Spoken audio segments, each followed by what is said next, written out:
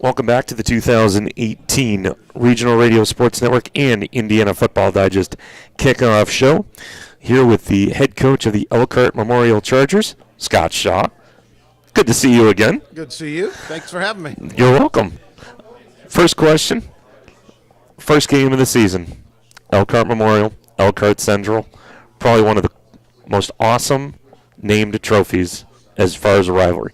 The Mangy Lion. Mangy Lion, yeah. For those that haven't been involved in a rivalry game, talk to us about what kind of emotions that week of preparation is for you and your players. Well, I would say that this is the epitome of a rivalry game. If you've never been involved and you want to see what the true meaning of one is, you should come on out to this one. Especially, this may be one of the last one or two that we're going to have. So, but people ask me all the time, do you talk about this? Do you talk about the rivalry and all that stuff? Well, it's there, so you got to talk about it. I don't think you have to obsess about it, but we want to get ready simply because it's the first game. We want to be ready to play that first game. And then you put that rivalry on top of it, then it just grows from there. So the kids all know each other. Everybody is from Elkhart, and they feel strongly one way or the other. You're either red and gold or blue and white. And, it's a great game. It's great for high school. It's great for, the things that high school football means. So, I enjoy it, and I think our kids do too. What does a game like that, win or lose, do for your team going forward? Then you've got to throw on top of that a pretty good Northern Lakes Conference schedule. Yeah.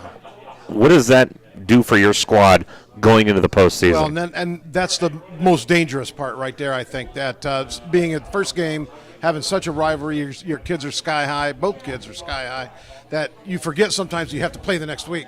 And, just mentally, emotionally, you're drained after that.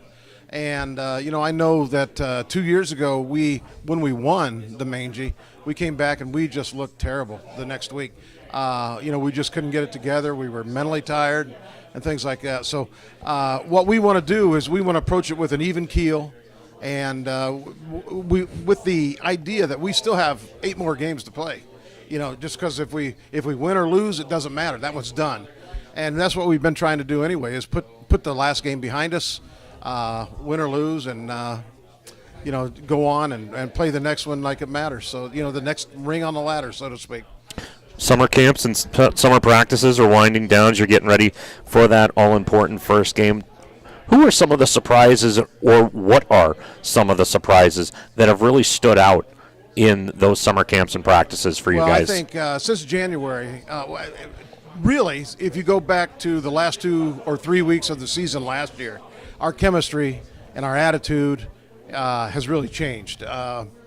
We had an excellent freshman class. We played a lot of sophomores last year. So this year, obviously, we're going to play a lot of sophomores and juniors again. We only have 8 seniors in our program. Now, they all pretty much play, but the majority of our players and starters are going to be young kids.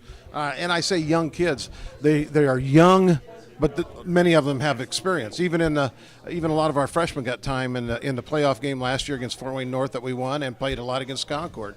So they are no strangers to, I don't think, Friday night.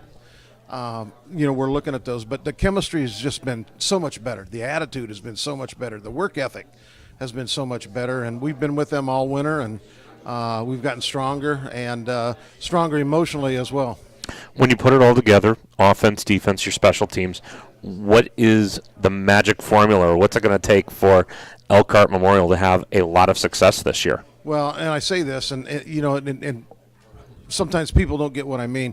We gave up a lot of points last year, so we have to play better defense, and we have to score more. Now, obviously the old saying is, if we score more than they do, we win, and that sounds cliche, but we didn't finish a lot of drives last year. We left a lot of points inside the 25-yard line, and we need to get those. We need to finish drives. We need to finish things, and we need to be able to take the ball away, at least on downs. Takeaways, any way we can get it, but we need to be able to stop drives and get the ball back more often and quicker than we did last year. All right, Scott, best of luck to you and the Chargers this year. Thank you very much. All right, that was Scot Shaw of the Elkhart Memorial.